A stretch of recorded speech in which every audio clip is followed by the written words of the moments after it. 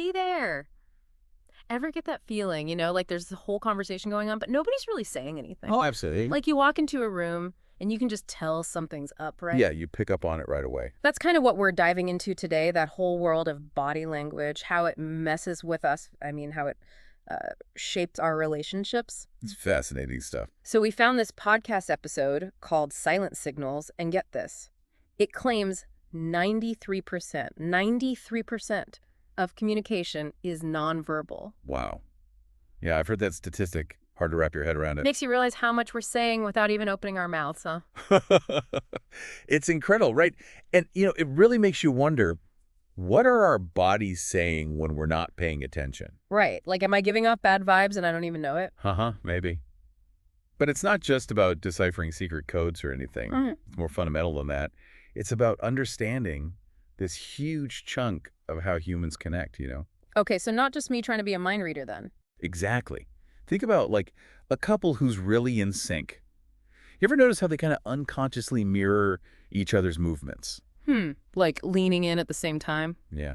Or a hand gesture. Little things. Yeah. It's not just cute. It's primal. It signals we're on the same wavelength. So if I'm copying someone's posture, I'm not being creepy. I'm just being primal. Exactly. Mirroring's a big indicator of connection. Yeah. But it's just one piece of the puzzle, Body language, it's everywhere. Every single relationship. I hadn't thought about it beyond, like, dating and stuff. Oh, sure. Romance is a big one. But think about it. At work, how can you tell if your colleague's actually listening in a meeting? Oh, good point. Or if a friend's really engaged in what you're saying. Exactly. So are there, like, telltale signs we can look for to kind of gauge how someone's feeling? Well, before we go full-on body language detective, Okay. Yeah, good. we should define it, right? Just so we're on the same page. Makes sense. What is body language then, officially? In the simplest terms, it's nonverbal communication. Through movements, postures, stuff we do consciously or unconsciously. Okay, so it can be intentional or we're just giving stuff away without realizing it. Sneaky. Pretty much. So what about those positive cues? Like if I'm trying to read someone, what should I look for? Well, eye contact is huge. Right. Got to make eye contact. Everyone says that. It's true. It conveys so much. Presence, interest, even a level of trust. When someone's looking you in the eye. They're really with you. Exactly. Now, on the flip side, if someone's avoiding your gaze, it could mean something's off, or it could just be their personality. So I shouldn't assume someone hates me just because they don't want to make eye contact. Exactly. Context is everything. Someone who's normally really expressive might get a bit shy if they're feeling vulnerable. Makes sense. It's not one size fits all. Right. Okay, so we're not jumping to conclusions. What else besides the eyes?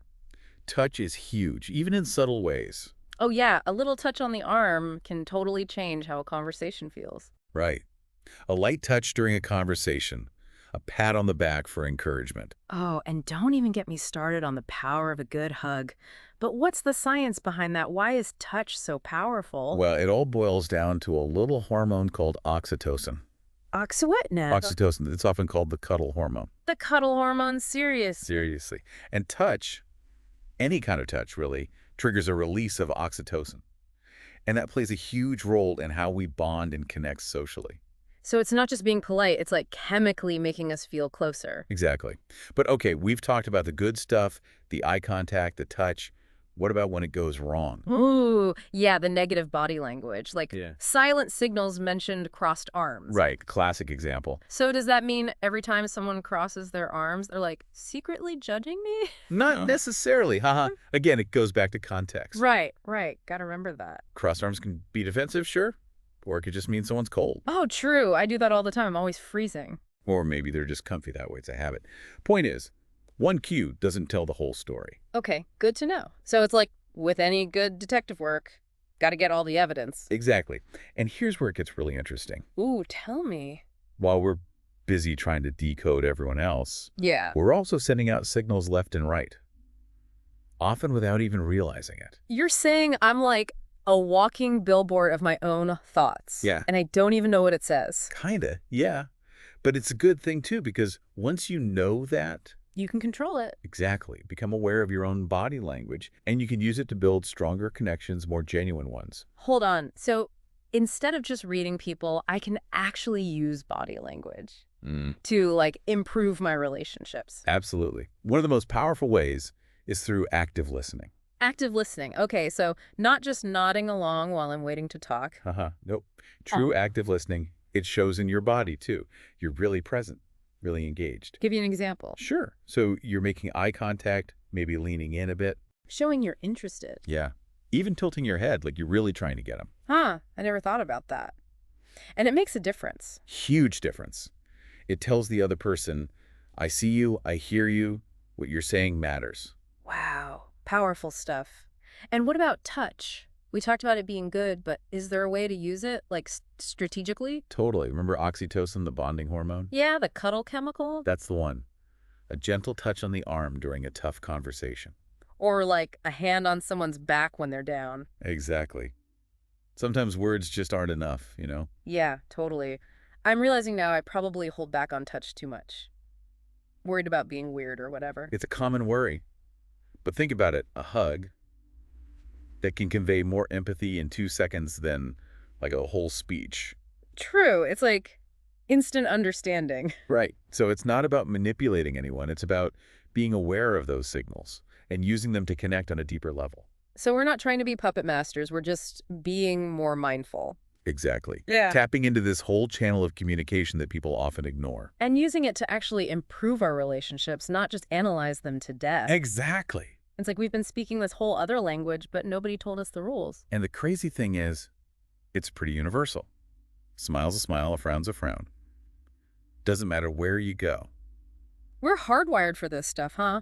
Body language is like the original universal code. It really is. And the more you learn about it, the more you realize just how much it affects everything. How we see each other, how we feel ourselves. Yeah. We're only scratching the surface here. I gotta say, this whole deep dive has me looking at everything differently now. Like, I can't stop analyzing people's gestures. It's kind of nuts. Uh-huh. Yeah, that's a common reaction. Just remember, it's not about overthinking every little thing. Right, right. Not trying to be Sherlock Holmes about it. It's more about awareness. Yeah. Tuning into that channel, Yeah. noticing the patterns. So, less jumping to conclusions, more paying attention and using that info to build better connections. Exactly. Yeah. And don't be afraid to use your own body language intentionally, too. Oh, you mean like doing the eye contact, the touch, all that on purpose? Exactly. If you feel a connection, mirror them a bit. See what happens. It's like we've unlocked a secret level to communication, one that can make our relationships stronger, help us understand each other better. Exactly. Wow. So everybody listening, consider yourselves officially invited to become everyday body language detectives. That's it for this deep dive into the world of unspoken communication. Until next time, keep those connections strong, with and without the words.